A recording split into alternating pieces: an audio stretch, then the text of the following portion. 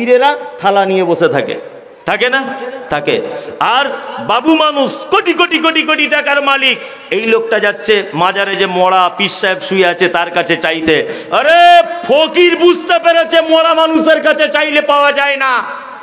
ফকির বুঝতে পেরেছে জীবিত মানুষের কাছে চাইতে হয়।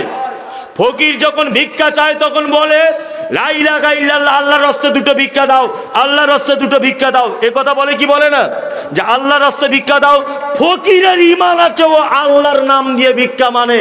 আর এ মানুষ এত শিক্ষিত বড় বেঈমান, এ মরা মানুষের কাছে মাথা নিচু করে বলে তুমি আমাকে কিছু দাও। তাহলে ফকির ব্যাপারটা বুঝতে পেরে গেল, ওর কাছে গেলে কিছু পাওয়া যায় না। আর এ শিক্ষিত গরু ব্যাপারটা বুঝতে পারলো না। তাহলে এ শিয়াল কুকুরের থেকে খারাপ কি খারাপ নয়? খারাপ কি খারাপ নয় বলুন? খারাপ। আল্লাহ সুবহানাহু ওয়া তাআলা পবিত্র কালামের মধ্যে বলছেন ওয়া আলা কুল্লি শাইইন কাদির, পৃথিবীর সমস্ত কিছুর ক্ষমতাকার। জোরে বলুন। হায়াত মাউতের মালিক কে? রুজি দেওয়ার মালিক আল্লাহ। আল্লাহ আল্লাহ, সমস্ত মালিক আল্লাহ। কি হলো? জি কি কি বলুন, আমি বলে দিচ্ছি বলুন। 500 টাকা 3 কিলো কাঁচা মাংস বিক্রি করছি। 500 টাকা 3 কিলো কাঁচা মাংস বিক্রি। কেউ নিবেন তো চলে যান। হ্যাঁ, যাই হোক, মনোযোগ এ করবেন না। যাই হোক, এবার এদিকে ফিরুন। সমস্ত কিছুর মালিক তাহলে কে? আল্লাহ। যা কিছু হয় কার থেকে হয়? আল্লাহ থেকে হয়। আল্লাহ তাআলা তারপরে বলছেন, কি বলছেন? আল্লাযী খালাকাল মাউতা ওয়াল হায়াতা লিয়াবলুয়াকুম আইয়ুকুম আহসানু আমালা ওয়া হুয়াল আজিজুল গফুর। আল্লাহ তাআলা বলছেন হায়াত আর মাউতকে আমি সৃষ্টি করেছি। হায়াত আর মাউতকে কে সৃষ্টি করেছেন?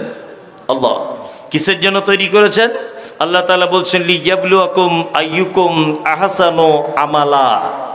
তোমাদেরকে এই জন্য হায়াত আর মাউত আমি সৃষ্টি করেছি যে তোমাদেরকে জিজ্ঞাসা করা হবে তোমাদের মধ্যে থেকে সব থেকে ভালো আমল কে করেছো, সব থেকে ভালো আমল কে করেছে, এইটা জিজ্ঞাসা করার জন্যে তোমাকে পৃথিবীতে পাঠানো হয়েছে। আচ্ছা, আমরা সকলেই ভালো আমল করতে চাই কি চাই না? চাই তো।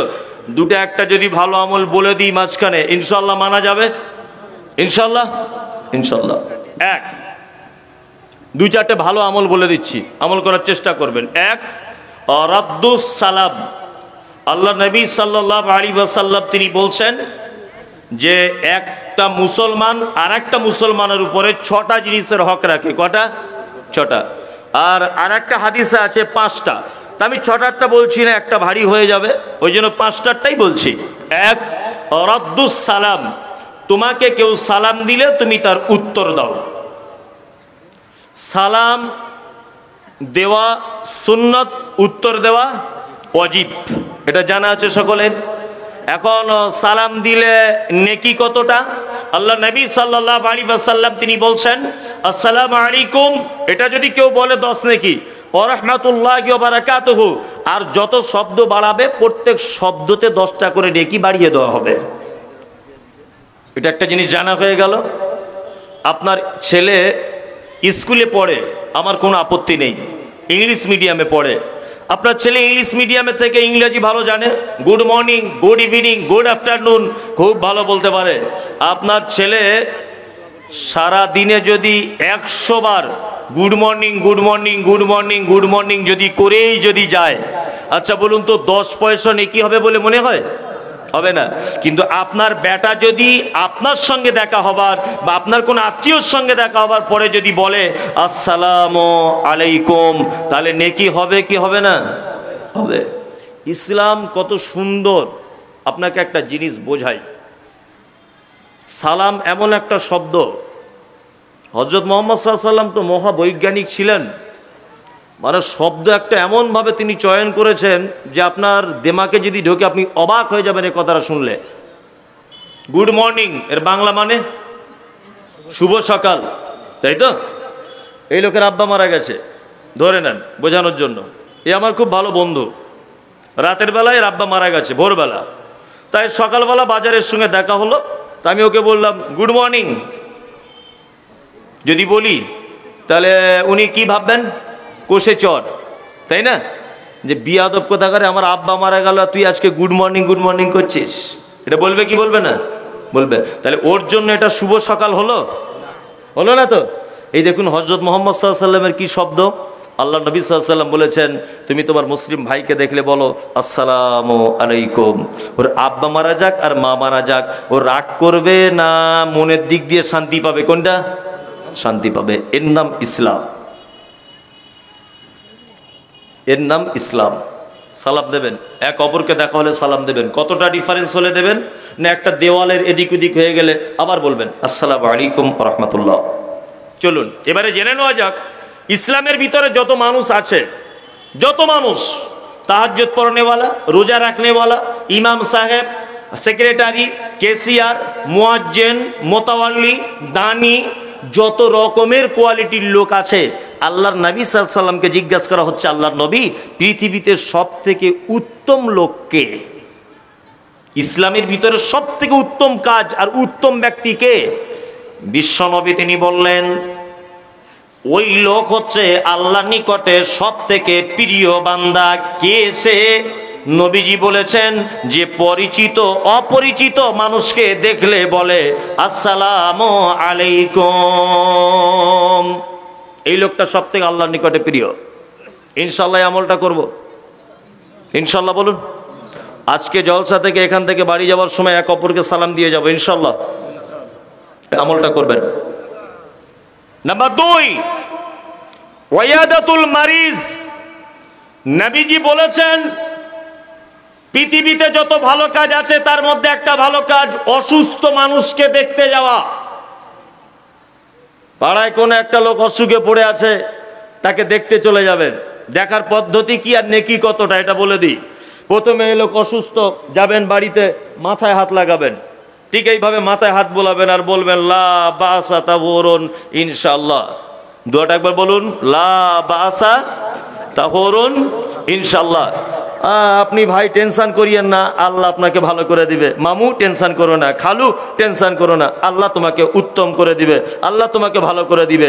এই কথাটা আল্লাহর নবী বলছেন। কেউ যদি সন্ধ্যাবেলা গিয়ে কোনো রুগীকে যদি বলে, তারপরের দিন সূর্য ওঠার আগ পর্যন্ত আসমানের ফেরেশতারা এই দোয়া করে যে আল্লাহ রুগীকে তো সুস্থ করবে, যে দেখতে এসেছে তাকে আগে কল্যাণ দান করো। তাহলে যাওয়াটা লাভ হলো না লস হলো? লাভ হলো। আর যদি কেউ সকালবেলা যায় তাহলে সন্ধ্যাতে সূর্য ডুবে যাবার আগ পর্যন্ত আসমানের ফেরেশতারা এই দোয়া করে। আল্লাহু আকবার। আমাদের সমাজে একটা প্রথা আছে, এটা বলে রাখা খুব ভালো হবে। এগুলো খুব বাস্তবমুখী কথা, এগুলো না বললে আমার মন ঠিক তৃপ্তি হয় না। সেটা হচ্ছে এই, দেখবেন কিছু গ্রামে ধনী মানুষ আছে, দায়িত্ব পর্যায়ের মানুষ, যারা দায়িত্বশীল। এরকম কিছু মানুষ আজকে 2 মাস ধরে অসুস্থ। দেখবেন গ্রামের সিংহভাগ মানুষ ওই লোকটাকে দেখতে যাচ্ছে আপেল আঙ্গুর বেদানা নিয়ে। কারণ ধনী লোক, মেম্বার, যদি একটু দেখতে যাই ইন্দিরা আবাসনে একটা ঘর ঢুকিয়ে দিতে পারে আমার নামে, এরকম একটা লোভ লালসা আছে। ওর বাড়িতে 10টা ফ্রিজ, বিশাল দামি লোক, 5টা ফ্রিজ, 5টা ফ্রিজে মাছ মাংস আপেল আঙ্গুর বেদানা রাখার জায়গা নেই, তবুও নিয়ে যাচ্ছে আর বলছে মামু আরও খাও। ধনী লোক, গ্রামে সম্ভ্রান্ত পরিবারের ছেলেও এই কারণে। আচ্ছা, আপনাদের গ্রামে কোনো দিন দেখেছেন যে কোনো হাই স্কুলের হেডমাস্টার বা কোনো হেড মাওলানা, আমি আমাদেরটা বলছি, হেডমাস্টার, হেড মাওলানা, একজন উকিল আছে, একজন ব্যারিস্টার আছেন, এইরকম হাই কোয়ালিটির কিছু শিক্ষিত মানুষেরা কেউ মারা গেলে কারুর মায়ের বা বাপের জঙ্গলে কবর খুঁড়তে যায়, দেখেছেন? হাই স্কুল হেডমাস্টার যায়? যায় না। যদি যায় ইল্লা মাশাআল্লাহ, সাধারণ যায়। এবং যারা যায় তারা কে? গরিব মানুষ, একেবারে দুর্বল, নিম্ন কোয়ালিটির লোক, রিক্সা চালায়। কবর খুঁড়িয়ে এসে এ কথা বলে যে তোমার মায়ের কবর একদম ফিনিশিং, ভাই দাও আমাদের রোজের দাম, মজুরিটা দিয়ে দাও, বলে না। বরঞ্চ দিতে গেলে লজ্জা বোধ করে যে আস্তাগফিরুল্লাহ, টাকা দিও না পল্টু ভাই, তোমার মা মারা গেছে আমার মায়ের মতোই, আমরা জানি বলে করে দিলাম, তাই তো? হ্যাঁ। আপনার বেটির বিয়ে লেগেছে, সামাজিক অবস্থাটা বলছি, বেটির বিয়ে লেগেছে, আপনি সব শিক্ষিত মানুষদের বাড়িতে আগে আগে চিঠি করে দিলেন 27 তারিখে নভেম্বরে আমার বেটির বিয়ে, অবশ্যই আপনারা আসবেন। আচ্ছা, জীবনে কোনো দিন এটা মনে হয় যে আমার আব্বার যে লোকটা কবর খুঁড়লো, যে লোকটা আমার মায়ের কবর খুঁড়েছিল, যে লোকটা আমার দাদুর কবর খুঁড়েছিল, যে লোকটা আমার দাদির কবর খুঁড়েছিল, সর্বপ্রথম ওই লোকটাকে গিয়ে বিয়ের কার্ডটা দিয়ে আসি? মনে থাকে? থাকে না, থাকে না। ওই রকম একটা একদম লো কোয়ালিটির লোক ওই গ্রামের দক্ষিণ পাড়াতে বাড়ি, আজকে 3 মাস বিছন সজ্জাতে, 3 মাস বিছনে পড়ে আছে, কেউ তাকে দেখতে যায় না, কারণ ও দুর্বল মানুষ বলে। আমি মমতাজুল ইসলাম বলছি, আপনি তাহাজ্জুদ নামাজ পড়ে 10 বছর যত নেকি পেয়েছেন, আপনি যদি এই লোকটাকে দেখতে গিয়ে ধনী মানুষ যদি হন, পকেট থেকে 20-50 টাকা যদি বার করে লোকটাকে দিয়ে বলতেন, ভাই তুমি আমাদের কবর খুঁড়তে, গ্রামের একজন প্রবীণ মানুষ, তুমি এক যে গরিব মানুষ বলে তোমায় কেউ আসে না দেখতে, আমি এসেছি, আমি ধনী মানুষ, এই 5000 টাকা তোমাকে দিয়ে গেলাম, ভাই তুমি বড় ডাক্তার দেখাও, আল্লাহ তোমাকে ভালো করে দিক। আমি তো বলবো 10 বছর তাহাজ্জুদ পড়ে যে নেকি পেয়েছেন, তার থেকে বেশি নেকি হবে ইনশাআল্লাহ। আপনি কেন ভুল করছেন? কোথায় আপনি তাহাজ্জুদ পড়ে জান্নাত যেতে চাইছেন? বাড়ির পাশের বাড়ির লোক অসুস্থ পড়ে আছে 3 মাস, আপনি শুধু ঘন ঘন তাহাজ্জুদ নামাজ পড়ছেন, চিল্লিয়ে চিল্লিয়ে লোককে দেখাচ্ছেন। কোথায় আপনি হজ করতে যেতে চাইছেন 5 লাখ টাকা খরচা করে? অবশ্যই আপনি যান হজ করতে, হজ ফরজ হয়েছে, যান, কিন্তু আগে এইগুলো দেখুন। এইখানে তো পড়ে আছে নেকি, এই ব্যাপারগুলো বলুন তো কেউ তুলে ধরে? কেউ তুলে ধরে না। গ্রামে কোনো উদ্যোগ আছে এরকম? গ্রামে এরকম কোনো কমিটি আছে যে জাকাতের একটা গ্রামে ফান্ড করি দুস্থ মানুষদের চিকিৎসার জন্য? আমাদের গ্রাম্য ব্যাপার আছে? নাই। অথচ কাওয়ামারি গ্রামের একটা লোকের বেটির বিয়ে লজ্জাতে গ্রামের লোকের কাছে চাঁদা তুলতে যেতে পারেনি, ওই জঙ্গিপুরের মসজিদে নামাজের পরে বলছে আমার বেটির বিয়ে, কিছু চাঁদা দাও। কাওয়ামারির কথা বলছি না, এগুলো হচ্ছে কি হচ্ছে না? হচ্ছে। কেন গ্রাম থেকে এই দায়িত্বগুলো নেওয়া যায় না? ইয়াং জেনারেশনগুলো কি করে? কি আপনি প্রতি বছর জলসা দিচ্ছেন? আগে এই সমস্ত জনকল্যাণমূলক কাজগুলো করুন। দিলওয়ার হোসেন সাইদি বাংলাদেশের প্রখ্যাত তফসির কারক, উনি একটা কথা বারবার বলতেন, হাবিজাবি মরণে কোনো লাভ নেই, মরার আগে কিছু করে তবে মরো। হাবিজাবি মরে লাভ নেই, কিছু এমন কিছু করুন সমাজের মানুষের জন্য, যে মানুষ আপনি মারা যাবার পরে আপনার কবরের সামনে গিয়ে যেন বলে সত্যি এই লোকটা সমাজে এই কাজের উদ্যোগ গ্রহণ করেছিল। আপনি কোথায় জান্নাত খুঁজতে চাইছেন এটা বলুন তো? আপনি কোথায় আপনি জান্নাত খুঁজতে চাইছেন? অসুস্থ মানুষকে দেখতে যাবেন, তার জন্য দোয়া করবেন। যারা 5 ওয়াক্ত সালাত আদায় করেন, ফজরের নামাজ পড়ে এদিক ওদিকে কেন ঘোরাফেরা করেন? কেন চায়ের দোকানে এর ওর কথা বলেন? একটা অসুস্থ মানুষকে দেখতে যেতে পারেন না? কিছু দিতে হবে না, মাথায় হাত বুলিয়ে এই দুয়াটা অন্তত বলে আসবেন। দুয়াটাও যদি নাই বা জানেন, এমনিতে বলবেন, আল্লাহ তোমাকে ভালো করে দিক ভাই, আল্লাহ তোমায় সুস্থ করে দিক, তুমি আবার আগের মতো মসজিদে ফেরত এসো, তুমি আবার আগের মতো টোটো চালাতে পারবে, তুমি আবার আগের মতো কোদাল নিয়ে মাঠে যেতে পারবে। এই দুয়াটা ইনশাল্লাহ আমলটা করব ইনশাল্লাহ। অন্তত বলুন, মনটা ভালো হোক ইনশাল্লাহ। সবাই করবে, করবেন। নাম্বার 3, আল্লাহ নবী সাল্লাল্লাহু আলাইহি ওয়াসাল্লাম বলেছেন ইত্তিবাউজ জানায়েজে, কেউ যদি মারা যায় তাহলে তুমি তার জানাজার সালাত আদায় করো। হাদিসে এসেছে জানাজার যদি শুধু কেউ নামাজটা পড়ে 1 কেরাত নেকি হবে। 1 কেরাত মানে হচ্ছে একটা উহুদ পাহাড়ের সমান ধরে নিতে পারেন নেকি হবে। আর যদি কেউ মাটিটাও দেয় তাহলে আল্লাহ নবী বলেছেন 2 কেরাত নেকি নিয়ে সে বাড়িতে চলে আসে। পড়তে যাবেন। নাম্বার 4, ওয়া ইজাবাতু দাওয়াতে, কেউ যদি দাওয়াত দেয় অবশ্যই গ্রহণ করবেন ইনশাল্লাহ। এটা তো ইনশাল্লাহ বলতে হবে, গরুর গোশতের ব্যাপার আছে, ইনশাল্লাহ না বললে হবে, তাই না? গোশতের ব্যাপার থাকলে মুসলমানকে ধরে রাখা যাবে না। ওই কিছু কিছু প্যান্ডেল আমি দেখি তো মাদ্রাসার জলসাগুলোতে, মনে হয় গেট ভেঙে ফেলছে, মনে হয় জীবনে খায় নাই, আর গরুর গোশত চোখে দেখে নেয় বাবার জন্মে। একটা ডিসিপ্লিন তো থাকে, একটা ভদ্রতা থাকে। তো একটা সিস্টেম থাকে তো। একদিন নাই বা খেলেন, কি অসুবিধা হলো? 1 ঘন্টা পরেই খেলেন, কি অসুবিধা হলো? ডেলিগেট গুলোতে আপনাদের এখানে দেখিনি, অন্যান্য জায়গাতে মানে প্যান্ডেল ভেঙে ফেলছিল। কি আশ্চর্য ব্যাপার! দাওয়াত অবশ্যই গ্রহণ করতে হবে, তবে এই ব্যাপারে দুটো একটা কথা বলে দেখছি, বৈধ দাওয়াত হলে তবেই, অবৈধ দাওয়াত গ্রহণ করবেন না। যদি বলছেন বৈধ আর অবৈধের ব্যাপারটা আবার কি, হ্যাঁ, বৈধ অবৈধর অনেক অনেক অনেক ব্যাপার আছে। যেমন অবৈধ নিষিদ্ধ দাওয়াত, সেগুলো হচ্ছে এই যে আপনাদের এলাকায় কোনো মুসলমানই না কি বলে খাতানা, এইগুলো দিলে বাড়িতে একটু হালকা করে 20-30 জন কুটুম নিয়ে অনুষ্ঠান করে তো, ছিল আগে, আস্তে আস্তে উঠছে তো। যদি এখনো কেউ এগুলো করে, যাওয়া থেকে দূরে থাকবেন। ইসলামে এর সঙ্গে কোনো সম্পর্ক নেই। কি বললাম বুঝলেন? ইদানিং আমাদের ওদিকে চালু হয়েছে একটা নতুন সিস্টেম, আপনাদের এদিকে জানি না, তবে হলে অবশ্যই প্রতিরোধ করার চেষ্টা করুন। এক, বেটির বিয়ে দিয়েছে, মেয়েদের প্রথম বাচ্চা দেখবেন মায়ের বাড়িতেই হয় সাধারণত, হয় না? তা মেয়ের প্রথম বাচ্চা হয়েছে, তা ছেলের পক্ষ থেকে 25 জন আসছে টাটা সুমো গাড়ি নিয়ে ওই বাচ্চাটাকে নিতে, এরকম হয়? হয়তো কম হয়, তাই তো, কম। যদি আপনাকে কেউ এরকম অনুষ্ঠানে দাওয়াত দেয়, সাপোর্ট করিয়েন না। আর একটা বলে দিই, পৃথিবীর সব থেকে জঘন্য খাদ্য আল্লাহর নবীর ভাষাতে, সব থেকে নিকৃষ্ট খাদ্য আল্লাহর নবীর ভাষাতে, সেটা হচ্ছে যে বিবাহ হওয়ার আগে মেয়ের বাড়িতে 10 জন 15 জন 20 জন গিয়ে বিয়ের ডেট ঠিক করা, বায়না মানা কি বলে আপনাদের, হ্যাঁ? এটা আপনাদের এখানে হয় না নিশ্চয়ই? আচ্ছা, আগে হতো, এখন কমে গেছে। আলহামদুলিল্লাহ, আরো কমে যাক আজকের দিনের পর থেকে, আল্লাহ কবুল করুক, বলুন আমিন।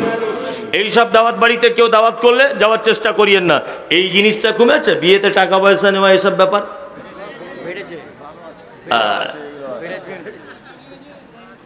আলহামদুলিল্লাহ এইসবগুলো আছে। তাহলে আমি ভাবলাম হয়তো আমাদের ওদিকে আছে, আপনাদের দিকেও মাশাআল্লাহ। যাই হোক, এটা একটা ব্যাপার। তবে এখন সমস্যা দুই পক্ষেরই, এক পক্ষের সমস্যা নয়। কেউ কিছু না নিলে আবার মেয়ের বাপ বলছে মনে হয় ছেলের কোনো ব্যাপার আছে, তাছাড়া কই কিছু চাইলো না, বলে না? হ্যাঁ, এটাও একটা সমস্যা হয়েছে এখন ইদানিং। অনেক জায়গাতে নিচ্ছে আলহামদুলিল্লাহ, অনেক মানুষই নিচ্ছে না, হ্যাঁ, ওটা তো আলাদা ব্যাপার। কিন্তু যারা নিচ্ছেন, এখানে তো ওই ফেরেশতা নেই যে কেউ নেয়নি, হ্যাঁ? এখানে কি সবাই ফেরেশতা আছেন? কই দেখুন তো, বলুন তো দেখি যে 1 টাকাও লিইনি। এটা কোরআনের মজলিস, আপনি মিছে মিছে হাত তুলতে পারবেন না। ওই একজনে এইরকম করে তুলছে, ওই যে সাদা গেঞ্জিওয়ালা, কি ব্যাপার? একটু জোরে তুলুন দেখি কে গেছেন, তুলুন। তার মানে হাত যারা তুলতে পারছেন না, নিশ্চয়ই গোলমাল গোলমাল গোলমাল ভেজাল আছে। তবে অনেক মানুষ হয়তো হাত তুলছে না, কিন্তু তারপরেও নেয়নি, এরকম লোকও আছে আলহামদুলিল্লাহ। তবে নেয়নি এরকম লোক খুব কম, নিয়েছে এরকম লোক বর্তমানে বেশি, বেশি না? হ্যাঁ, নিয়েছে বর্তমানে বেশি। আবার নেওয়ার পদ্ধতি কি? হাজি সাহেব মানুষ, মৌলভী সাহেব মানুষ, এই বড় বড় দাড়ি, বড় পাঞ্জাবি, বেটির বাপ ওকে জিজ্ঞাসা করছে, বিহাই সাহেব কিছু নেওয়া দেওয়ার ব্যাপার ট্যাপার আছে? হাজি সাহেব বলছে, আস্তাগফিরুল্লাহ, এইসব কথা তুমি আমাকে বলছো? চি চি চি চি, আমি হাজি সাহেব মানুষ, এসব ব্যাপার আমি জানি না, যা জানে আমার বড় জামাই জানে, হচ্ছে পাক্কা শয়তান। কি বললাম বুঝলেন না? যারা বলছে যা জানে বড় জামাই জানে, পাক্কা শয়তানে। ছেলে তুমি মানুষ করেছো না জামাই করেছে? হ্যাঁ, বদমাইশির জায়গা পাও না। ছেলে কে জন্ম দিয়েছে? কুল্লুকুম রাইন ওয়া কুল্লুকুম মাসউলুন আন রায়াতিহি। আল্লাহর নবী বলেছেন, প্রত্যেক বাড়ির গার্জিয়ানকে জবাবদিহি করতে হবে তার অধীনস্থে থাকা বেটি, তার বেটা সম্পর্কে। তা তোমার জামাই কেন ওখানে মাঝখানে এলো? এরকম জামাই যদি কেউ থেকে থাকেন, আর শ্বশুর যদি আপনাকে এই দায়িত্ব দেয়, তাহলে অবশ্যই শ্বশুরের মুখের উপরে বলে দিয়েন যে এই রকম নেমো খারামি কাজে আমি নেই। তবে আপনি জামাই হিসাবে বলতে পারবেন না, কারণ আপনিও তো লিয়ে রেখেছেন, আপনি বলতে পারবেন না। কি বলছি বুঝতে পারছেন না?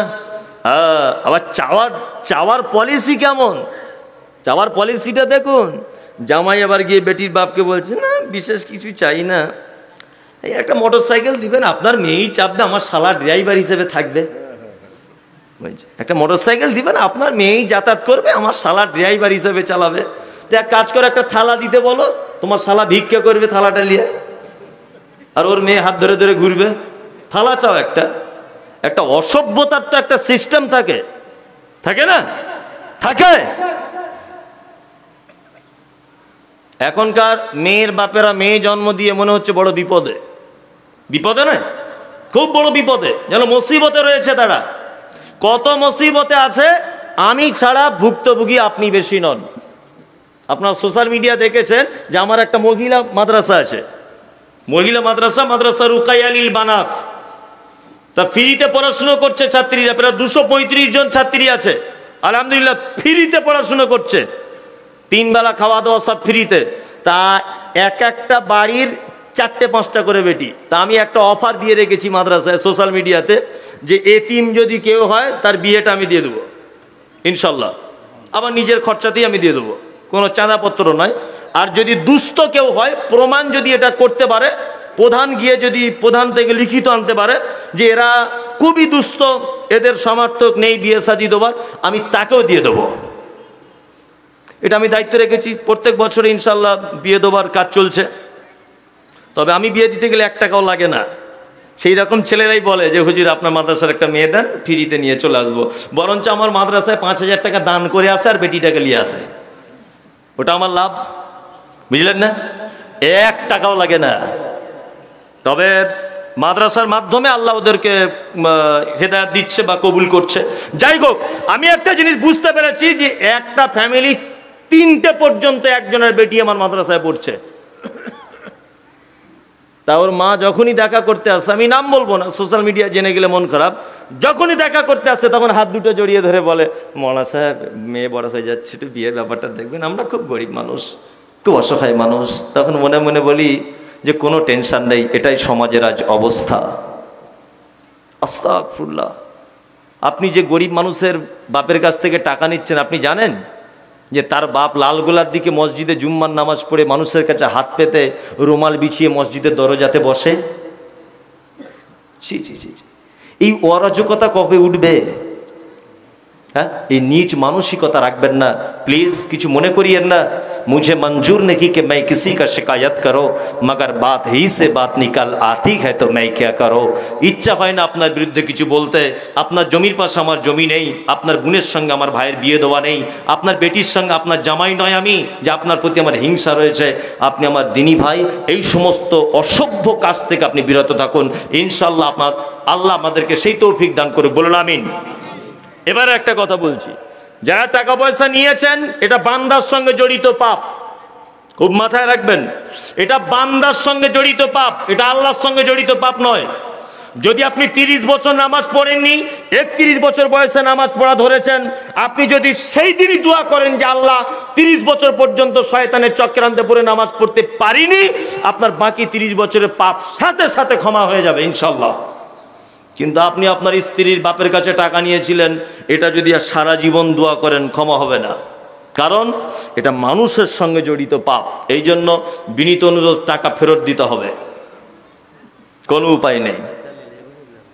যে যা নিয়েছে ঘুরে দিতে হবে।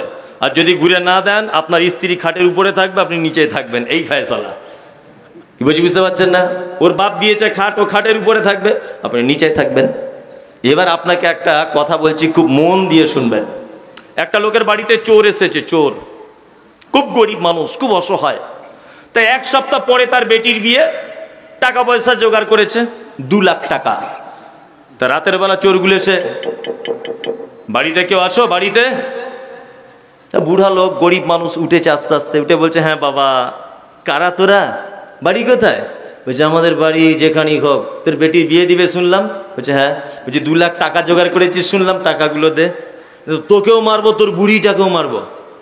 তো এই গরিব মানুষ ভয়ে কাঁপতে কাঁপতে বলছে, দেখ বাবা, প্যান্ডেলের বয়না দেওয়া হয়ে গেছে, মাইকের বয়না দেওয়া হয়ে গেছে, আমি দিতে পারবো না টাকা। দেখুন বুড়োটাকে মেরেছে এক চাঁটি, একদম 4 ফুট দূরে গিয়ে লাফিয়ে পড়েছে। এখন ওর আওয়াজে বুড়িটার ঘুম ভেঙে গেছে। বুড়িটা উঠে বলছে, কারা তোরা? বলছে দেখেছিস কেমন দিয়েছি বুড়োটাকে, 440 ভোল্টেজে, তুই যদি এই মার না খেতে চাস তাহলে টাকাটা বার কর। তখন বুড়িটা বড় আকুতি মিনতি করে বলছে, দেখ বাবা, তোরা চোর আমি জানি, তবে তোরা যদি টাকা নিয়ে চলে যাস, আমার বেটিটার বিয়ে দিতে পারবো না, তা দয়া কর, একটু মেহেরবানি কর। চোর ধর্মের কথা শোনে, শোনে না, তা বলছে না এখনই টাকা আন, তোকে না তো কেটে দিব। তখন বুড়িটা বাক্স থেকে 2 লাখ টাকা বার করে ঘুমন্ত বেটিটাকেও হাতে করে তুলে চোরেদের কাছে দিয়ে বলছে, যা বেটিটাকেও নিয়ে চলে যা, টাকাটাও নিয়ে চলে যা, কারণ টাকার জন্যই তো বেটিটার বিয়ে দিচ্ছিলাম, টাকা যখন থাকবে না বিয়ে দিতে পারবো না। চোরগুলো তখন বলছে অসম্ভব ব্যাপার, হরিশ্চন্দ্রপুর থানার পুলিশ এখনই ধরবে। কি কেন না, তোর মেয়েকে যদি নিয়ে যায় এত রাতে আমাদের নারী পাচারকারী বলে কেস দিয়ে দিবে, বরঞ্চ শুধু টাকাটা দাও, গুনে নিয়ে চলে যায়। তাহলে চোরেদের একটা বৈশিষ্ট্য হলো শুধু টাকা নিবে, বেটি নিবে না। বর্তমানে কিছু কাওয়ামারির যুবক ছেলের বাপেদের বৈশিষ্ট্য হলো টাকাও নিবে, বেটিও নিবে। তাহলে বলুন তো চোর ভালো না যারা বিয়েতে টাকা পয়সা নেয় এরা ভালো? চোর ভালো। চোরের একটা কোয়ালিটি আছে, ও বেটি নিবে না, বেটা নিবে, টাকা নিবে। আর এত বড় বদমাইশ, টাকাও নিবে, বেটিও নিবে। তার মানে বোঝা গেল এরা চোরের থেকেও নিকৃষ্ট। আদেশ করিল আল্লাহ পবিত্র কোরআনে, আর বিবাহ করিতে যত আদম সন্তানের। কোরআনে আদেশে আল্লাহ যদি না করিত, মানুষের বংশ সব ধ্বংস হয়ে যেত। কিন্তু হায় বর্তমানে হতেছে এমন, বেটির বিয়েতে বেটার বাপ নিচ্ছে কত পণ। কেউ সোনা দানা নিচ্ছে, কেউ টাকা করি, কেউ জমি জায়গা নিচ্ছে, কেউ নিচ্ছে বাড়ি। আবার কত বাপজি বলে নিব না কপন। আর বেটা বেটি সাজিয়ে দিক বিয়াই আপন। টাকার বেলা সাধু সাজে, জমির বেলায় চোর। বর্তমানে বেটার বাপ এমনি হারামখোর। চোর লোকে চুরি করে অন্ধকারে হলে, বেটার বাপ করে চুরি দিনের উজ্জ্বলে। হায়রে বেটার বাপ তুমি এমনি লুভি হলে, টাকারও বদলে বেটা বিক্রি করিলে। হরিশ্চন্দ্রপুর হাটে শুনি বিক্রি হয় পাঁঠা, পাঁঠার মতো বিক্রি করো তোমরা নিজের বেটা। হায়রে বেটার বাপ তুমি এমনি লুভি হলে, টাকারও বদলে বেটা বিক্রি করিলে। তোর জন্য কে বাদাই জানো বেটার বাপ, শত শত বেটির বাপরা দিচ্ছে অভিশাপ। কথা বাস্তব বললাম না বাস্তব? বিশ্ব নবী বলেছেন ইজাবাতুদ দাওয়াতে, বৈধ দাওয়াত দিলে কবুল করো। তুমি যদি বুঝতে পেরে যাও যে ও বিয়েতে টাকা নিয়েছে, এটা 100%, আমি হারাম এ কথা বলছি না। বিয়েতে টাকা নেওয়া হারাম আমি এ কথা বলছি না। তবে আপনাকে এটা আমি বলতে পারি যে সামাজিকভাবে আপনি তার দাওয়াত বাড়িতে যাওয়া থেকে নিজেকে বিরত রাখুন। ওর মনে যেন একটা শিক্ষা হয় যে গ্রামের একটা ভালো মানুষ আমার বেটির বিয়েতে এলো না, আমার বেটার বিয়েতে এলো না, ওর যেন একটা শিক্ষা হয়। তখন আপনাকে যখন জিজ্ঞাসা করবে কি ব্যাপার আব্দুল মালিক ভাই আপনি বিয়েতে এলেন না, মুখের উপরে বলেন যে আমার কাছে 100% সিওরিটির খবর রয়েছে তুমি তোমার বেটার বিয়েতে 1.5 লাখ টাকা নিয়েছো। অন্তত একটু লজ্জা পাবে। সামাজিকভাবে বয়কট করুন। নাম্বার 5, ভালো কাজ বলে দিচ্ছি। আল্লাহ নবী সাল্লাল্লাহু